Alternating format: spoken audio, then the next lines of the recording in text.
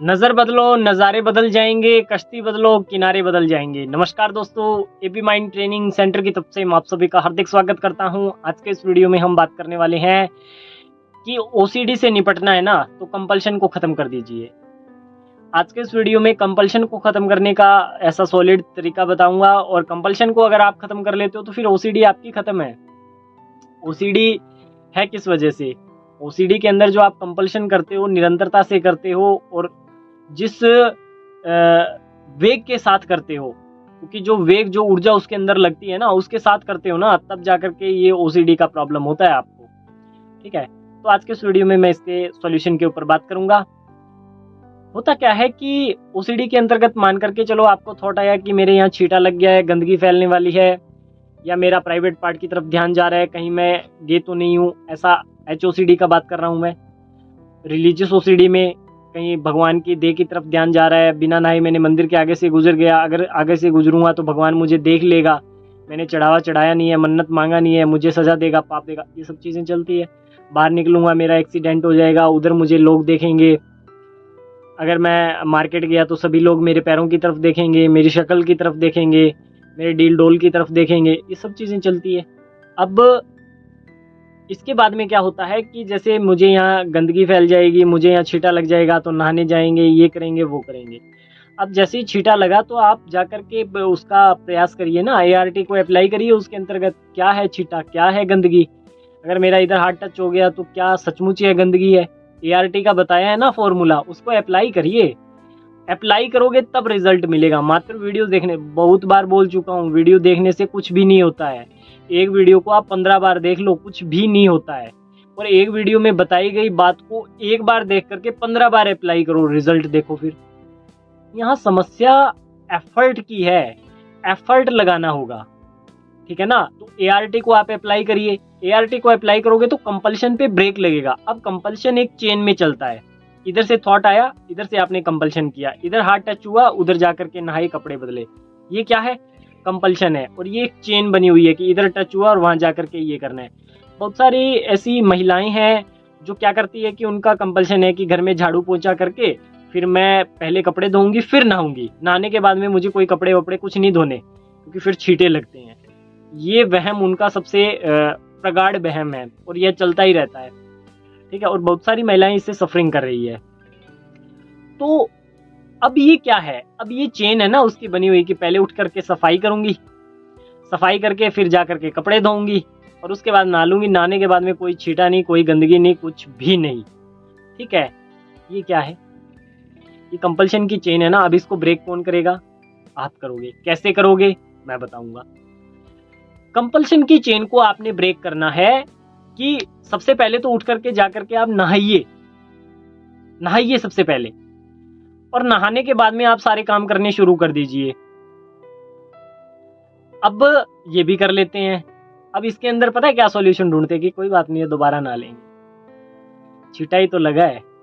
अरे छींटे को समझो ना आप। छींटा लगा है फिर क्या हो जाएगा? गंदगी फैल जाएगी। अच्छा, गंदगी फैल जाएगी फिर क्या हो जाएगा? मैं गंदगी वाले में पूजा पाठ नहीं कर सकता, कर सकती। अच्छा, वो तो उसी समय नहा करके सबसे पहला काम यही होता है, पूजा पाठ करना। और इसके अलावा फिर मैं बेड पे बैठूंगी, बेड गंदा हो जाएगा। अच्छा, फिर क्या हो जाएगा? गंदा हो जाएगा। फिर मेरे बच्चे बैठेंगे, वो गंदे हो जाएंगे। अरे वो गंदे हो जाएंगे फिर क्या होगा? फिर वो ये गंदा, फिर गंदा होने से क्या हो जाएगा? मैं कितनी बार बोलता हूँ ये बात, क्या हो जाएगा अगर गंदा हो गया? अगर वही गंदा हाथ आपने मेरे को लगा दिया तो क्या हो जाएगा? मेरा क्या हो जाएगा? बताओ आप, क्या हो जाएगा? ऑफलाइन तो मैं ये चीज़ करवाता हूँ, उनको बोलता हूँ कि आपके जो हाथ में गंदगी लगी है मुझे टच कर दो और देखते हैं मेरे को क्या होता है। ठीक है ना? ऐसा कुछ भी नहीं है। मैं यही तो कहना चाहता हूँ आपको कि कंपल्शन को यहाँ तोड़िए, कंपल्शन को यहाँ तोड़ना होगा आपको। कंपल्शन आपका टूट नहीं रहा है और आप ओसीडी को खत्म करने की सीधा सोचते हो। कंपल्शन तो ब्रेक होना चाहिए ना। कंपल्शन तो जिस इंटेंसिटी के साथ आ रहा है और जैसा आप रोजाना कर रहे हो वैसा का वैसा ही कर रहे हो, अभी भी वैसा ही कर रहे हो। इधर से टच हुआ और उधर जा करके नहाए, इधर ऐसा भगवान की मूर्ति के सामने गए, उधर मन्नत मांगा। ठीक है, तो कंपल्शन तो हो रहा है ना। बहुत सारे लोगों का टच होते ही फूंक मारेंगे, थूकेंगे, गिन करके इधर पाँव रखेंगे, चेकिंग करेंगे, चेकिंग करने के बाद फोटो निकालेंगे, फिर 3 तक गिनेंगे, फिर 3 बार थूकेंगे दाईं तरफ, फिर 3 बार पीछे की तरफ देखेंगे, इसका मतलब अब सही हो गया है। तो ये तो कंपल्शन चल रहा है ना। अब कंपल्शन चल रहा है और आप डायरेक्ट सोचते हो कि बस मेरा तो विचार बंद हो जाए, विचार ना आए, फिर मेरा ये नहीं होगा। अच्छा, विचार तो आपको आएगा नहीं, फिर कंपल्शन तो फिर भी करोगे। हाँ हाँ, ये होता है, ऐसा होता है। विचार नहीं आएगा, कंपल्शन आप करोगे। बहुत सारे लोगों को तो जब उनकी केस हिस्ट्री निकालते हैं तो उसके अंतर्गत ये बात निकल करके आती है कि सपने में होता क्या है, सपने में विचार थोड़ी ना आता है, वो सीधा सोचते हैं कि मैंने कंपल्शन नहीं किया और उस हड़बड़ाहट में खड़े होते हैं। बहुत सारे लोग जो चेकिंग वाली ओसीडी है ना, वो मेरे को बताते हैं कि मेरे को ऐसा लगता है कि मैंने ताला बंद नहीं किया और हड़बड़ाहट में मैं रात को 1:30-2 बजे खड़ा हो जाता हूँ। मेरे साथ 4-5 बार हो चुका है ये। ऐसा किसी ने शेयर किया था मेरे साथ में कि ऐसा होता है मेरे साथ। अब बताओ, आप क्या बोल रहे थे, विचार आना बंद हो जाए, और वहां क्या आया है, वहां तो डायरेक्ट कंपल्शन पे बात हुआ है कि मैंने ताला नहीं लगाया। सीधा उठे और कि मैंने ताला नहीं लगाया, ताला नहीं लगाया, ताला नहीं लगाया। ठीक है ना। मैं यही समझाना चाह रहा हूँ आपको कि कंपल्शन को तोड़ दीजिए। जब तक कंपल्शन नहीं टूटेगा ना, तब तक बात नहीं बनेगी। कंपल्शन को तोड़िए आप अपना, जितना हो सकता है ना, जितना जल्दी मेहनत करके कंपल्शन को तोड़ करके भगा दीजिए बाहर। और मेहनत तो आपको करनी पड़ेगी। देख लीजिए, कंपल्शन को ब्रेक करने के लिए छोटे छोटे स्टेप में जो हम ART का फॉर्मूला देते हैं ना, तो उससे कंपल्शन ब्रेक करने में बहुत सारी मदद मिलती है। क्योंकि बहुत सारे लोग जब मेरे को इंक्वायरी में सवाल पूछते हैं ना कि आप तो टच करवाते हो, ये करवाते हो, वो करवाते हो, मैं उनको बोलता हूँ कि ऐसा हम कुछ भी नहीं करवाते। तो ART का फॉर्मूला मैं क्यों अप्लाई करवाता हूँ? ART के अंतर्गत आप सीधा जाकर के टच नहीं करते, ठीक है ना। वहां आपके लिए एक ऐसा प्लेटफॉर्म सेट हो जाता है जहां से आप खुद से प्रयास करके वहां से बाहर निकल सकते हो। एक तो होता है मैं आपको बोलूं इधर टच करो, एक तो आप तब टच करोगे, एक आपके मन में हो कि मैं करके देखता हूं, होता है या नहीं होता है। कि तैयारी इसके पीछे इतनी करवा के भेजते हैं ना, आपको इतना मोटिवेट करके भेजते हैं, इतने आपको प्रूफ प्रमाण दे करके भेजते हैं कि हाँ जाओ और करिए, और आप कर भी देते हो। ठीक है, तो मैं यही बातें आपको बता रहा हूं कि ये फील्ड की बातें हैं जो मैं आपको बता रहा हूँ। फील्ड में ऑफलाइन हम यह चीज आमतौर पर देखते हैं, आमतौर पर यह चीजें हमें देखने को मिलती है। कुछ भी नहीं होता है। ऑनलाइन में आप बोलते हो ना ऐसे घबराहट हो जाता है, ऐसे पसीना निकलता है, ये होता है। ऑफलाइन में कुछ भी नहीं होता है। ऑफलाइन में वहां जाकर के हमारे सामने टच करते हैं और कुछ भी नहीं होता है, कुछ भी नहीं होता। 1% भी उनके ऊपर फर्क नहीं पड़ता है, 1% भी। ठीक है ना, कि फॉर्मूले जो उनको दिए गए हैं ना, उनके ऊपर वह प्रैक्टिस करके आते हैं, और जितना प्रैक्टिस करके आते हैं ना, उतना ही वह टिक पाते हैं। जैसे मैं आपको किस चीज का, क्रिकेट का एग्जांपल देता हूँ। क्रिकेट में क्या होता है, खिलाड़ी तो वो सब मंजे हुए होते हैं, परंतु वह क्या करते हैं, नेट पे अभ्यास भी तो करते हैं ना, करते हैं, मैच से पहले अभ्यास करते हैं। हाँ, आपसे भी अभ्यास करवाया जाता है पहले कि आप अभ्यास करके आइए। जो एक्सटर्नल ट्रीटमेंट की मैं बात करता हूँ ना, 2 तरीके से ट्रीटमेंट होता है, एक्सटर्नल और इंटरनल। इंटरनल बाद में पहुंचता है, पहले एक्सटर्नल होगा। एक्सटर्नल होने के बाद में जब आपके पॉइंट बढ़ते हैं तब इंटरनल ट्रीटमेंट होता है आपका।